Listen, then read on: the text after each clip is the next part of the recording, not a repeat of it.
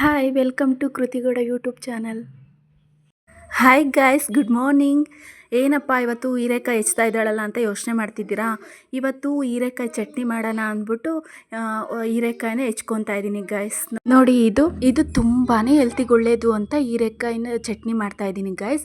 ನೋಡಿ, ಈ ಥರ ನಾನು ಹೀರೆಕಾಯಿನೆಲ್ಲ ಈ ಥರ ಸಣ್ಣ ಪೀಸ್ ಮಾಡ್ಕೊತಾ ಇದ್ದೀನಿ ಗಾಯ್ಸ್.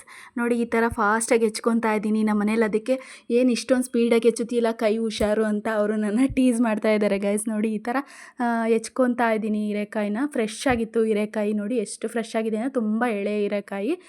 ಈ ಥರ ಎಳೆ ಹೀರೆಕಾಯಲ್ಲಿ ನಾವು ಚಟ್ನಿ ಮಾಡಿಕೊಂಡ್ರೆ ತುಂಬ ಟೇಸ್ಟಿಯಾಗಿರುತ್ತೆ ಗಾಯ್ಸ್. ಮತ್ತು ಒಣಗೊಬ್ಬರಿ ಯೂಸ್ ಮಾಡ್ತೀನಿ ನಾನು. ನಮ್ಮ ಮನೇಲಿ ನೋಡೋಣ, ನೀನು ಕೈಯಲ್ಲಿ ಹೋಲ್ಡ್ ಮಾಡು ನೋಡೋಣ ಅಂತ ಚಾಲೆಂಜ್ ಮಾಡ್ತಾಯಿದ್ರು. ನಾನು ಚಾಲೆಂಜಲ್ಲಿ ಯಾವತ್ತೂ ಸೋಲಲ್ಲ ಗಾಯ್ಸ್. ಹಂಗಾಗಿ ಚಾಲೆಂಜ್ ಅಕ್ಸೆಪ್ಟೆಡ್ ಅಂದ್ಬಿಟ್ಟು ನಾನು ಕೈಯಲ್ಲೇ ಹೋಲ್ಡ್ ಮಾಡಿದೆ. ನೋಡಿ, ಇವಾಗ ನಾನು ಕೊಬ್ಬರಿನ ಸಣ್ಣದಾಗಿ ಪೀಸ್ ಮಾಡ್ಕೊತಾ ಇದ್ದೀನಿ, ರುಬ್ಬಕ್ಕೂ ಈಸಿ ಆಗುತ್ತೆ ಅಂತ. ಹಾಗೆ ಈ ಹೀರೆಕಾಯಲ್ಲಿ ಎಷ್ಟು ಬೆನಿಫಿಟ್ಸ್ ಇದೆ ಅಂತಂದರೆ ತುಂಬ ಬೆನಿಫಿಟ್ಸ್ ಇದೆ ಗಾಯ್ಸ್. ಇದರಲ್ಲಿ ಫೈಬರ್ ಕಂಟೆಂಟ್ ಅಂದು ತುಂಬ ಹೆಚ್ಚಾಗಿದೆ ಮತ್ತು ವೆಯ್ಟ್ ಲಾಸ್ಗೂ ಸೂಪರ್ ಬೆನಿಫಿಟ್ ಅಂತ ಹೇಳ್ಬೋದು. ಮತ್ತು ಬ್ಲಡ್ ಶುಗರ್ ಕಂಟ್ರೋಲ್ ಮಾಡುತ್ತೆ. ಇದು ಡಯಾಬಿಟೀಸ್ ಫ್ರೆಂಡ್ಲಿ ಅಂತ ಕೂಡ ಹೇಳ್ಬೋದು. ಮತ್ತು ಇದರಲ್ಲಿ ವಿಟಮಿನ್ ಎ ಇರೋದ್ರಿಂದ, ಬೀಟಾ ಕ್ಯಾರೆಟ್ ಇರೋದ್ರಿಂದ ಐಸ್ ಹೆಲ್ತ್ಗೂ ಕೂಡ ಇದು ಬೆಸ್ಟ್ ಅಂತ ಹೇಳ್ಬೋದು.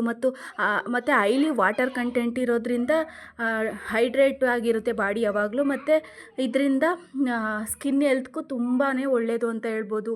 ಈ ಹೀರೆಕಾಯಲ್ಲಿ ಎಷ್ಟು ಬೆನಿಫಿಟ್ಸ್ ಇದೆ ನೋಡಿ ಗೈಸ್. ಮತ್ತು ಇದು ಹಾರ್ಟ್ ಫ್ರೆಂಡ್ಲಿ ಅಂತ ಕೂಡ ಹೇಳ್ಬೋದು ಗೈಸ್.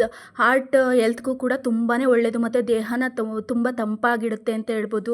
ಇದರಲ್ಲಿ ಲೋ ಫ್ಯಾಟ್ ಇರೋದ್ರಿಂದ ಹಾರ್ಟ್ ಫ್ರೆಂಡ್ಲಿ ಅಂತ ನಾವು ಹೀರೆಕಾಯಿನ ದಿನನಿತ್ಯ ಊಟದಲ್ಲಿ ನಾವು ಇದನ್ನ ಸೇವನೆ ಮಾಡೋದ್ರಿಂದ, ಇದನ್ನ ಉಪಯೋಗಿಸೋದ್ರಿಂದ ಎಷ್ಟೆಲ್ಲ ಬೆನಿಫಿಟ್ಸ್ ಇದೆ ಅಂತ ನೀವು ನೋಡಿದ್ರಲ್ಲ ಗೈಸು. ಈ ಥರ ನಾವು ಹೀರೆಕಾಯಿನ ಈ ಥರ ಯೂಸ್ ಮಾಡ್ಕೋಬೇಕು. ಹೀರೆಕಾಯಿಂದ ತುಂಬಾ ಒಳ್ಳೊಳ್ಳೆ ರೆಸಿಪಿಗಳ್ನ ಮಾಡ್ಕೋಬೋದು ಗೈಸ್.